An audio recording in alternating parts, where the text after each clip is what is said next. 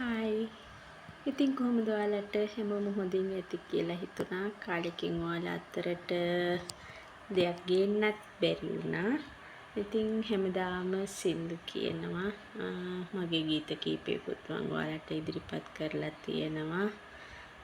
ඉතින් මටත් සමාජයේ යම් හැලහැප්පිලි වලට යොමු වෙන්න වුණා. මගේ ගීත මම කෙරුවත් මට ඒ අයගෙන් මොකුත් එහෙම සහයෝගයක් ලැබුණෙත් නැහැ. ඉතින් ගීත ගායනට අමතරව අද පොඩ්ඩක් වෙනස් විදිහකින් ඔයාලා අතරට එන්න ඕන කියලා හිතුණා. මගේ සීයා, මගේ අම්මගේ තාත්තා. ඉතින් එයාගේ හඬින් ඒ කාලේ ඇහිච්ච ගීතයක් ඔක මගේ ඔළුවේ නිතරම තිබුණා.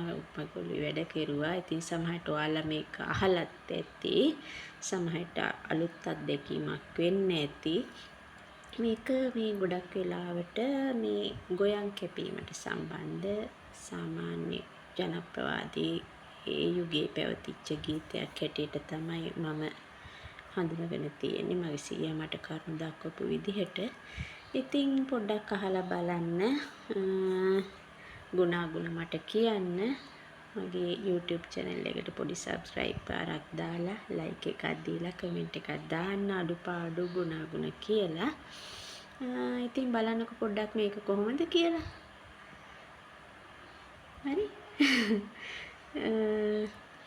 ගොයම් කිතේ කරල් නෙමි සරුසාරයි හෝ බසිමු නගෝ කපමු ගොයම් සරුසාරයි හෝ හිරු දෙවියන් උදේ කිරෙන් වඩින හෙඩයි හෝ මෙදා මගේ ගොවිරාලට වාසි හෙඩයි හෝ ඉඟ නිලවා බඳ නිලවා පිටිසර ලලනාවෝ කිතේ ගොයම් කපති තුටින් ගයමින ගීතාවෝ ගොයම් කිතේ කරල් නෙමි සරුසාරයි හෝ බසිමු නගෝ කපමු ගොයම් සරුසාරයි හෝ හිරු දෙවියන් උදේ කිරෙන් වඩින හෙඩයි හෝ මෙදා මගේ ගොවිරාලට වාසි හෙඩයි හෝ.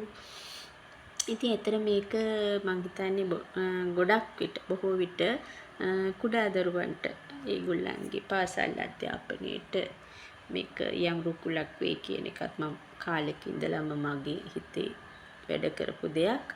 ඉතින් බලන්න ඔයාලගේ අදහස් දැනගන්න කැමතියි. ස්තුතියි හැමෝටම. ආදරේ වල හැමෝටම ගොඩක් ආදරේ. බුදු සරණයි සතුටින් ඉන්න.